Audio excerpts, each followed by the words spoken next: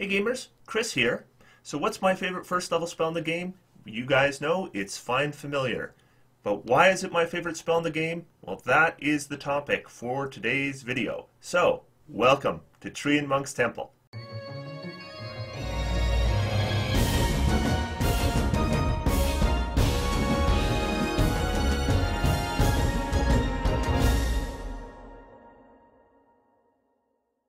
Here is the Find Familiar spell. First level spell, 1 hour casting time, can be cast as a ritual. That means if the rest of the party is taking a short rest, you could cast a Find Familiar spell within that time. 10-foot range doesn't really matter. The components include 10 gold pieces worth of charcoal, incense, and herbs that must be consumed by a brass brazier. Now, if you don't know, a brazier is a small, portable cooking pot specifically made for the purpose of burning coals. Some people have this image that braziers are huge. They're not. They're intended to be small and portable. The duration is instantaneous. That means that the effects of this spell are not under the limits of a duration. It is a summoning spell of the Conjuration School. So who can get the Find Familiar spell? It is only on the wizard spell list. So obviously wizards are the first option for Find Familiar.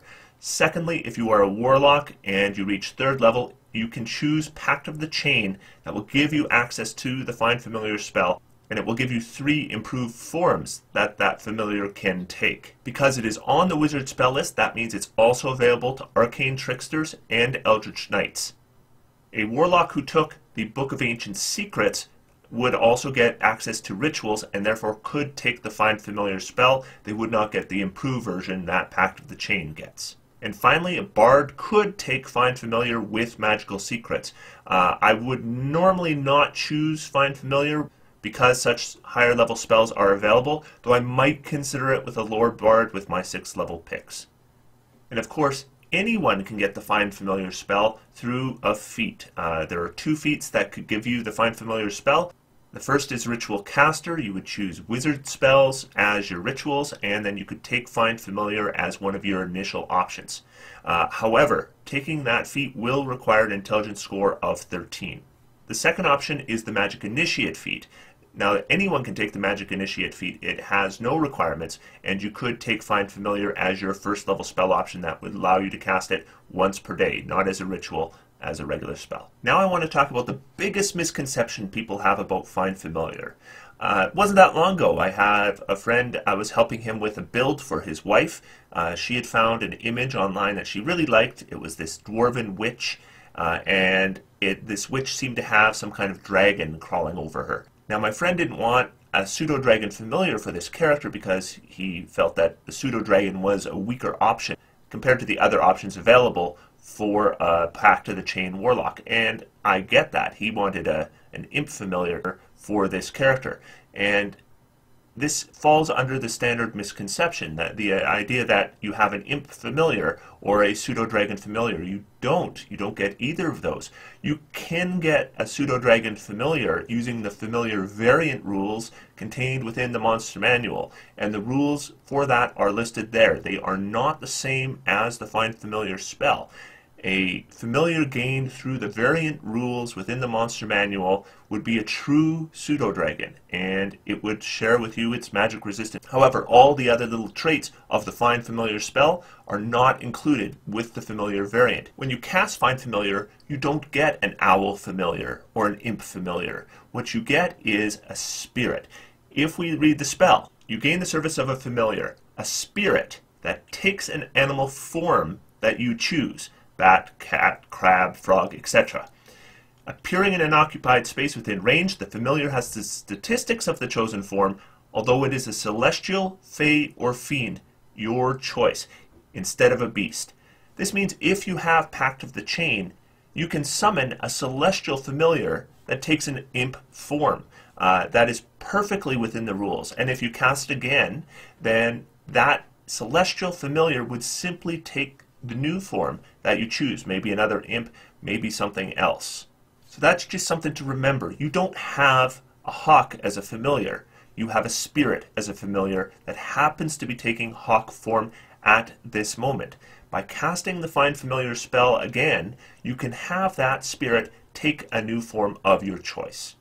If your familiar drops to 0 hit points, it disappears. It leaves no physical form behind, and then when you cast a spell again, it reappears in the form you choose. So you always have the same familiar. Your familiar can't die, it can only disappear, and then you cast a spell again and it reappears. So it's always the same familiar regardless of the form it takes.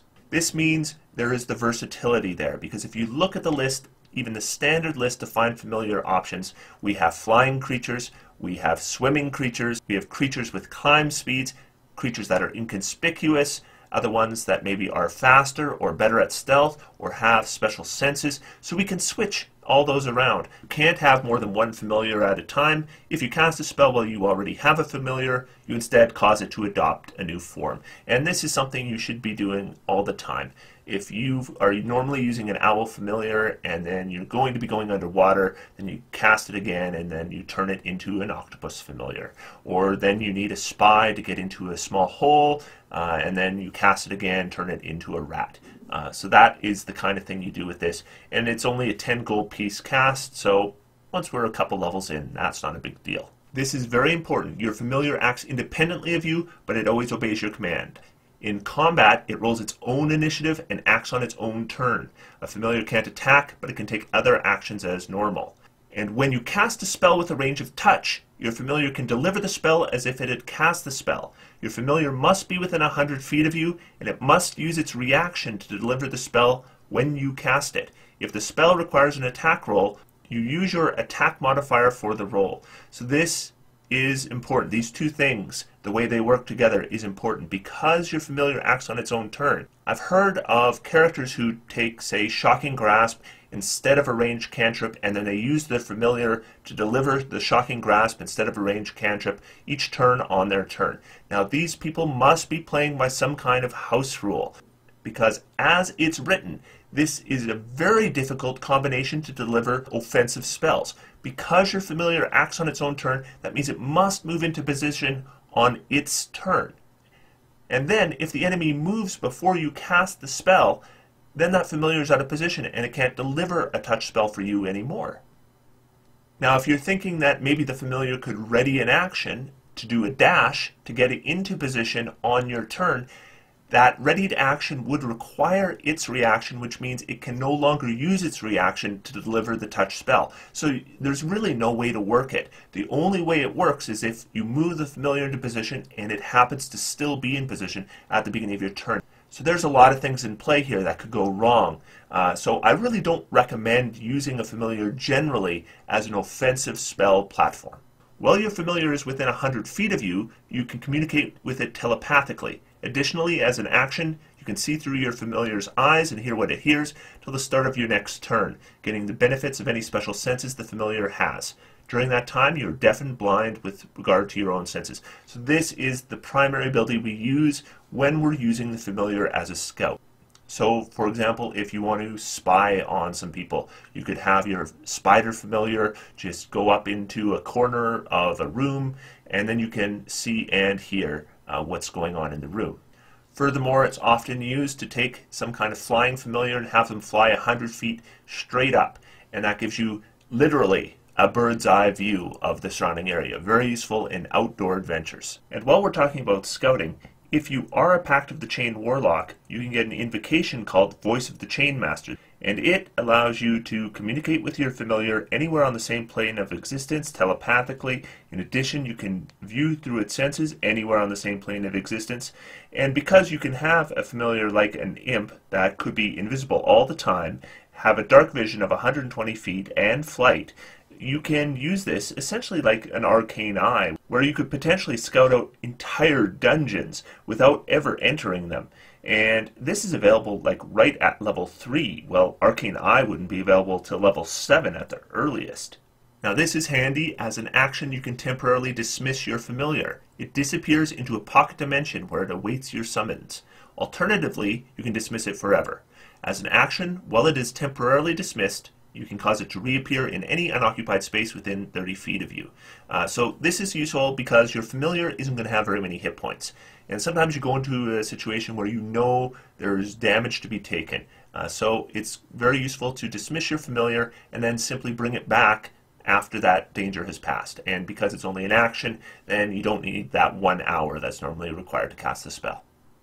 Another way this can be used is it's essentially a teleport for your familiar. Short range, but a teleport, because you can dismiss your familiar and then have it reappear within 30 feet of you. So that 30 feet of you might be on the outside of the cage you're in, or inside an area that you can get to, or past that trap. So there's a lot of ways that this can be used as a kind of a utility short-range teleport. Now, if you're a warlock, you can get Pact of the Chain, which is, I think, underrated. It often gets rated lower than Book of Ancient Secrets. I think it's really very, very good. You learn the Find Familiar spell and you can cast it as a ritual. The spell doesn't count against your number of spells known. When you cast a spell, you can choose one of the normal forms for your familiar, which you should never do, or one of the following special forms: Imp, Pseudo-Dragon, Quasit, or Sprite. That is a terrific list. For some reason, the Pseudo-Dragon is just a little bit worse than all the others. It's still better than the regular forms, but generally speaking, I think the Imp, the Quasit, and the Sprite are the standouts here. Additionally, when you take the attack action, you can forego one of your attacks to allow your familiar to make one attack with its reaction, and generally I think that's a terrible option. These are not great fighters. I mean, yeah, you get a little bit of poison with some of them, and the Sprite has an arrow that has a sleep effect, but the saving throw is terrible on that. So in general, these aren't very strong attacks. What is absolutely lovely here is 3 out of 4 of those forms can turn invisible and have hands. And these are both very important things, and we'll get into that later. But now let's talk about how we would use a familiar in combat. The first thing I love about a familiar is if we have allies that have gone down, normally we would have to at least use something like a healing word to bring them back up. And if we think about that, yeah, it's only a bonus action, but it's more than that. It takes up your bonus action, takes up a spell slot, and it restricts what you can do with your action on that turn. And assuming you're a spellcaster, that's what it's affecting. However, we can use a familiar to deliver healing to party members. Now, in my first level video, I mentioned using good berries with a familiar and having a familiar deliver good berries to unconscious allies. And it's been pointed out to me that unlike a healing potion, there's nothing under good berry that says that you can feed it to somebody else with your action. Now, I think it's reasonable that good berry could be fed to somebody as an action, and you might want to have a conversation with your DM about that. However, the rules do not specifically support that, so I'm not going to worry about that particular strategy in this video. Instead, let's talk about healing potions. A healing potion is a common item. 50 gold piece cost, 1/2 pound weight. Now, if we look at the carrying capacity rules, you can carry 15 pounds per point of strength. And if you're tiny, which all familiars are going to be, then you half that amount. So if we look at something like, say, an owl that has a strength of 3, 3 would mean 45 pounds, but because it's tiny, we half that, so it can carry 22 pounds of weight. So technically speaking, it could carry 44 healing potions. Now, I'm not sure. I figure it's reasonable for something that's tiny in size to be carrying a sack of 44 healing potions, but certainly it's reasonable for it to have 3 or 4. Of course, we don't know exactly what a healing potion looks like or what the size is or what kind of bottle it's in. I've seen images where it's in a globe-shaped glass bottle. I've seen other ones where it looks more like a test tube. So you might want to talk to your DM and see what it looks like, how big it is, to see what's kind of reasonable for a familiar to carry. Now, can a familiar deliver a healing potion? Well, officially by the rules, it should be able to. However, you might want to be thinking about logistics a bit. I mean, most familiars don't have hands. So can they really carry a healing potion? Furthermore, can they uncork it? Can they deliver it to an ally that's down? Now, if we think about some familiars, like say a spider, it just doesn't seem reasonable to me that a spider could manipulate a healing potion at all, or even carry it. It doesn't have hands to hold things. Same goes for something like a snake. It might be able to coil around one, but that you would think that would inhibit its movement, and how it would deliver that to an ally, I'm really not sure. Now, if you have an imp or a quasit or a sprite, it's very easy to see how they could do it, because they have hands, so they could simply grab the potion and uncork it. But I do think there's options within the base spell. one of the best forms out there is the owl.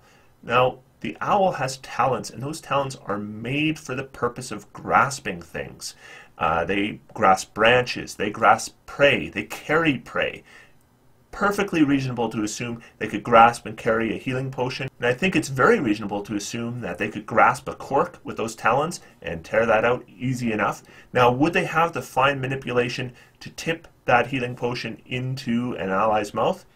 I kind of think they would, but I could understand a DM who might not agree with that. So you'll want to talk to your DM as to what exactly your familiar will be capable of doing, or what they figure is reasonable. Now, as I mentioned, I think there's some problems with people who think that familiars are very useful for delivering touch spells to opponents in combat.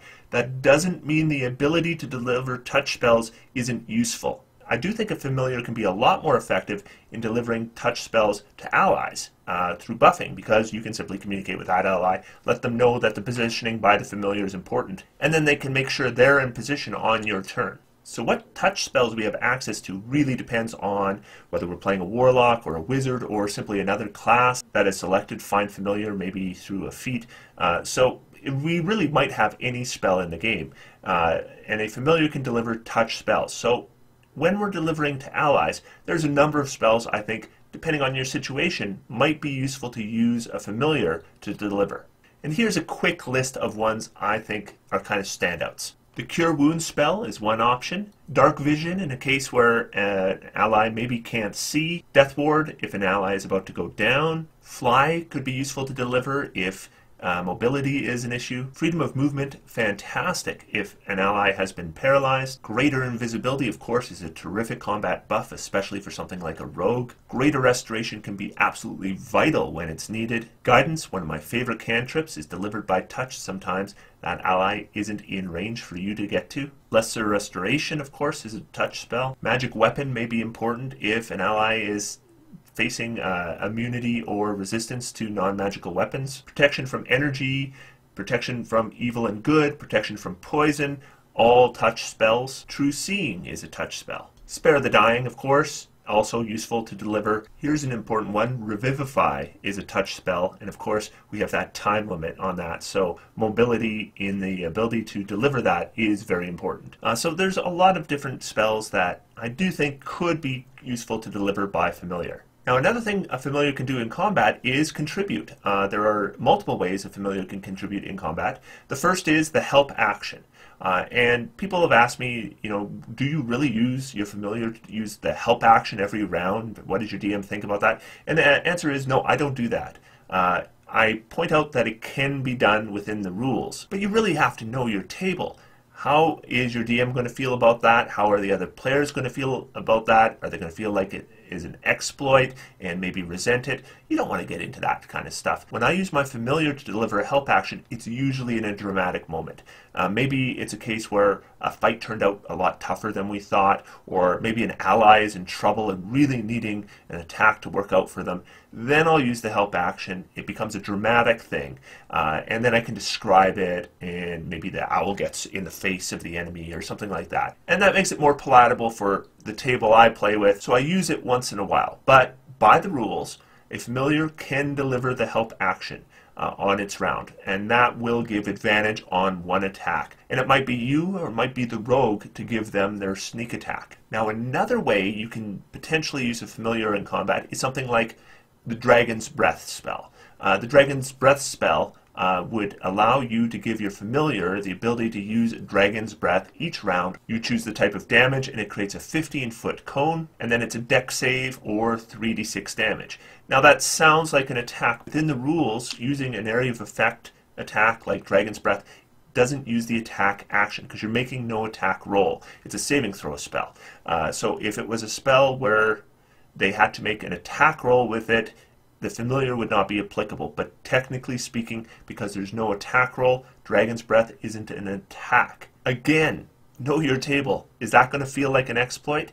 If it does, I probably wouldn't bother with it. But depending on your table, your DM and the other players might be fine with it. They might even appreciate the creativity. Finally, remember that familiars have some special abilities depending on the form they've chosen. So for example, if you're underwater, an octopus can do an ink cloud. That's like obscure, just like I do with minor illusion, except I no longer have to use my action to do it. The familiar can use its action. An owl has flyby attack. That means it can move into an enemy square and move out without provoking an attack of opportunity. A poisonous snake has blind sight 10 feet. A bat has blind sight 60 feet. That means it can see creatures that are in magical darkness or invisible. A weasel has a stealth score of +5, meaning it might take the hide action, and then the enemies won't see it to be able to attack it.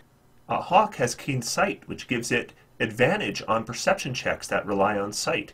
Remember that if you're looking through your hawk's eyes, you get those bonuses as well. One thing I should definitely mention while we're talking about actions is magic items. Of course, a familiar could potentially use a magic item. Now, you might question, can a familiar really wear a magic ring when they're tiny in size? And that's really going to depend on your DM, though generally speaking, these kinds of things, we assume they change size to fit the wearer. Halfling will wear the same kind of ring that a furbolg will wear. So using things like magic rings, a familiar can suddenly do a lot more things in combat. The item that gets mentioned most is the Ring of Spell Storing. Of course, you're going to be playing a spellcaster, so if you give your familiar a Ring of Spellcasting, there's all kinds of actions they could do on their turn that aren't attack actions, that are super powerful and useful. In addition, if those spells are concentration spells, now your familiar is concentrating on those spells and you are not. That could give you the ability to concentrate on 2 different spells at the same time. Of course, you don't always get a Ring of Spell Storing, but there's lots of other magic items that a familiar could use and use effectively. We already talked about delivering healing potions, but there's of course other kinds of potions that a familiar could deliver. Just for a couple examples, think what a familiar could do with a necklace of fireballs or a ring of shooting stars. There's all kinds of magic items that you would normally deliver to a party member.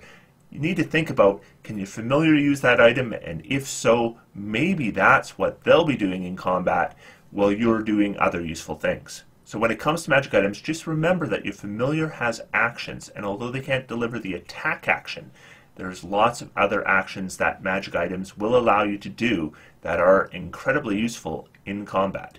And if your familiar can deliver those actions, those are extra actions. So there are a number of different things a familiar could do for you in combat. And remember that your enemies aren't necessarily going to know that the spider on the wall is your familiar. It might just be a spider.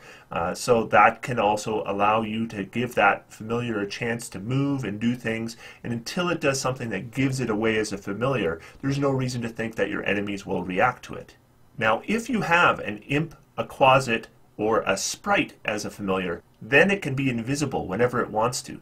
So then if you're delivering the help action, there's no reason to even think that the enemies will necessarily even know it's there, and it becomes more difficult for them to target with attacks. And these forms also have a lot more special abilities. The imp is immune to fire and poison. It has a dark vision of 120 feet. It can change form as well. It can turn into a rat or a raven or a spider, and then back into its true form, which is also useful for scouting. And because it has Devil's Sight, even magical darkness doesn't stop that 120-foot dark vision. Of course, it can fly, and it has hands, so things like delivering healing potions, it could probably do that well invisible. There's no reason the enemies would even know it's on the battlefield, or even understand why your allies keep getting up every time they knock them down. Quasit has a scare ability, and that scare ability also is not an attack, which means your familiar can do that on their turn with their action. Now, it's not particularly effective, but it's at least something. Sprites have a kind of empathy, they call it heart sight, that allows them to determine the emotions of other creatures and potentially even discern what their alignment is. So that also is useful. And remember, just because your familiar is normally in the form of an imp doesn't mean you can't cast Find Familiar again and then have it take the form of a sprite, get that heart sight ability, then have it take the form of a quasit, so that it can maybe do scare, and so on. Now, although I don't think the pseudo-dragon is as strong as the other ones because it doesn't have invisibility for one thing, it does have limited telepathy, so it can telepathically communicate with creatures within 100 feet, and that can also be useful for you. So, how am I using a familiar? Well, I'm using it, number 1, for scouting. Number 2, I'm using it to perform the help action in important combats. Number 3, I'm using it to deliver healing. Number 4, I'm using it to deliver friendly touch spells to allies. And number 5, I'm having it occasionally do its special abilities that might be helpful to us in a combat or outside of combat. So those are the ways that I find a familiar is useful. And because of an action economy, you normally get an action and a bonus action and a reaction.